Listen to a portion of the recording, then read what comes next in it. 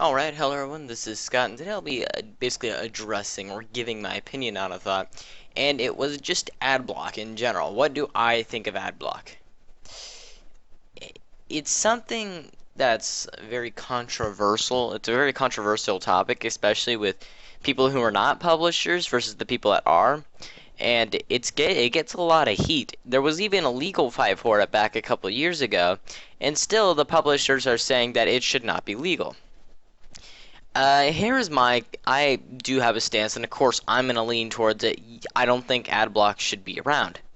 My reasoning is, what's the point of Adblock? I mean, you're trying to say it'll block malicious ads. However, as technology has advanced, Google is advanced, and security companies have advanced in the end of themselves, we are able to already analyze websites and tell what the code is. I can tell from scripts if they're malicious, and then I would know, hey, that site's bad. Or even beforehand, something like Web of Trust, Reputation, anything that advanced online security, anything that gives you those little ratings before you go on there, very useful.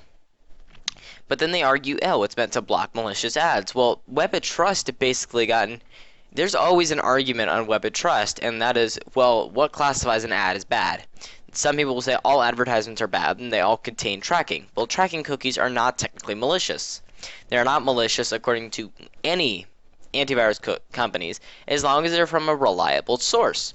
And something that gets interesting is people try to argue places like Hulu. They have like 2-minute ads, and for like every 30-minute or something like that, they'll split the video up and have 2-minute advertisements. Well, then they argue, hey, why shouldn't I be allowed to block those ads? It takes up a good chunk of the time. However, the ads are not malicious. And streaming a video is actually kind of expensive. We're going to take the cost out of the video, and then for you to be allowed to stream them, it takes a lot of resources on your server. So for instance, let's say you and your buddy want to stream this video, and then I have a bunch of other videos that people want to stream. Well, my server, or servers, because that's the only way this would be reasonable, is if I'm on a huge company like Hulu and people are constantly streaming hundreds of thousands of videos, I have to be able to cover my server cost, and preventing services such as DDoS attacks and everything else, it's actually quite expensive. Some people will argue that it's not, but even then, even if they have their own data center, it's still ridiculously expensive to do that. Now, on sites like YouTube, I don't also see the purpose of that. They try to argue, well, that's just annoying. The ads are annoying and you don't want them. However, the ads are not malicious and they help publishers. Another interesting argument that I get is when people say they tape a show. Well, see, here's the interesting thing is the only time that doesn't count at all. The reason is the people who, let's say you're on like Fox News or something, and then an ad comes up. Well, generally, they already calculate the average views that they get, and maybe let's just say that they do it in real time. Okay, they're like, okay, so 10,000 people watch this show between 6 and 8, and then so you owe us like $5 per person. You owe us $50,000. I don't know. That's not even close to the rate or the actual people that watch it. But then they argue that the people taping it. Well, the interesting thing is whether you tape it or not has no effect. And then you get the people that are really stupid and think, well, skipping over the ads while on a taped video is also wrong. No, because you didn't actually view it. You just download the ad with the video. So people are going to say, well, we're still just skipping over the ad. Well, it doesn't work that way. They can't track who is watching the ad if it's downloaded, and it's just stupid. I mean, think for a second. How do they track something that you downloaded onto your DVR and then watch it? They can't. That's why you don't fast forward through live TV. You have to stay at the same point they are. You could rewind, but you can't fast forward. And then you're gonna say, well, if I just get up and ignore the ad? Well, good for you. Someone's gonna lose a little bit of money, but they already know that. In TV advertising, you can't trust all the analytics that you get.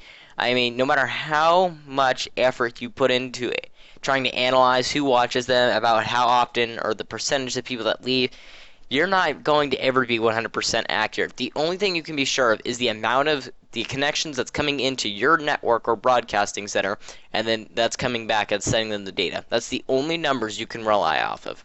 Well, for something like YouTube, anytime you see the ad, we get paid.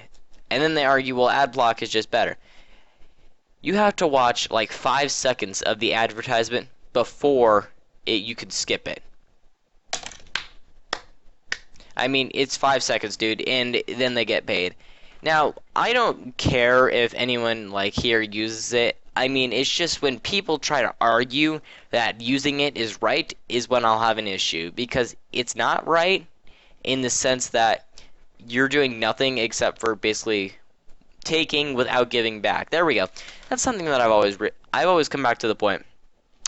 Everyone on the internet wants everything for free with no strings attached. They don't want advertisements. They don't want to sign up for any email forms to unlock the content. They don't want to pay to unlock the content. They want it to come all strings attached. However, at the same time, those people have little to no understanding about how much it actually costs.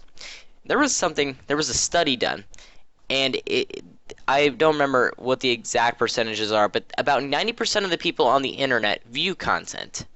About 10% of the people on the internet comment and will actually like pay attention to someone, and 1% of the people on the internet actually produce content. That is like the unrecognized rule. It's the 99-1 rule, and it's on Wikipedia. You could just type in 90:9, 1, and it's basically the rule about what percentage of people will you be looking for. 90% of people that view your content won't even make anything or leave a comment or follow you. 9% of and then actually about the 1% that creates content also tend to follow others. So about 10% of the people that view the site will follow. So it was an interesting study because those 90% are the people that don't want content, and yet they're the ones that have the least understanding of what actually goes on. If any of you are actually YouTubers, you would understand where you're coming from, especially larger productions like Tobuscus, Smosh, any of the larger companies. They know, well, not companies, but larger YouTubers know it's not cheap to do large productions. You also have to realize that your earnings can vary greatly. Like any small jump, if one person clicks on an ad, it could be worth $5. But for 1,000 people watching an ad, you could get $2. I mean, it's very, how do I put this? It's a large range of value for these advertisements, and you have to decide, am I going to go sit through the ad?